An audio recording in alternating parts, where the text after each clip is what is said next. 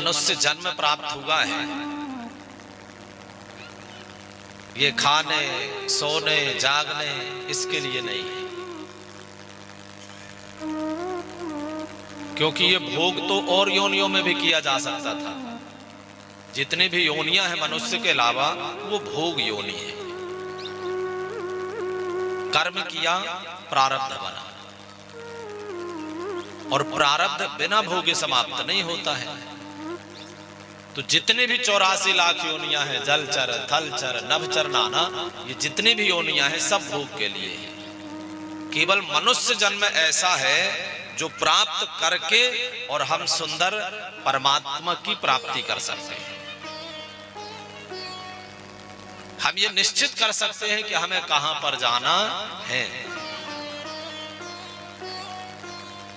और मनुष्य जन्म प्राप्त करने के बाद अगर केवल संसार में ही लगे रहे, खाने में पीने में शरीर की सुख सुविधाओं में, तो भगवान को पश्चाताप होता होगा कि हमने इनको मनुष्य बना करके गलत किया। जब इनके आचरण ही पशु के जैसे है, जब कर्म ही पशुओं के जैसे है, तो भगवान को लगेगा कि यार ये वही उसी लायक थे, ये इन्हें फिर उसी योनि में भेज दो। एक मनुष्य जन्म ऐसा है माई बाप जो निश्चित करता है कि हमें कहां जाना है। और एक बात बतलाएं, संसार में चाहे कितने भी सुंदर कर्म कर लें, कितने भी श्रेष्ठ कर्म कर लें, वो प्रारब्ध बनाते हैं। और अभी हम आप आगे जीवन के लक्ष्य के विषय में जानेंगे कि जीवन का लक्ष्य क्या है। तो ये जो मनुष्य जन्म प्राप्त किया है माई बाप, इससे प्रारब्ध भी नहीं बनाना चाहिए। ये मनुष्य शरीर ऐसा है कि इससे कुछ भी किया जा सकता है।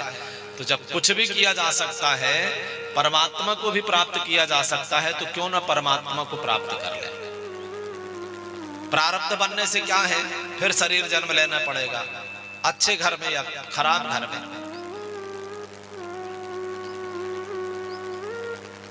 तो उपलब्धि ये नहीं कि हमने अच्छा प्रारब्ध तैयार कर लिया ना, उपलब्धि तो तब होगी माई बाप जब परमात्मा ने कृपा करके हमें ये मनुष्य जन्म दिया और इस शरीर से, इस मन से हम प्रभु जी को प्राप्त कर गए।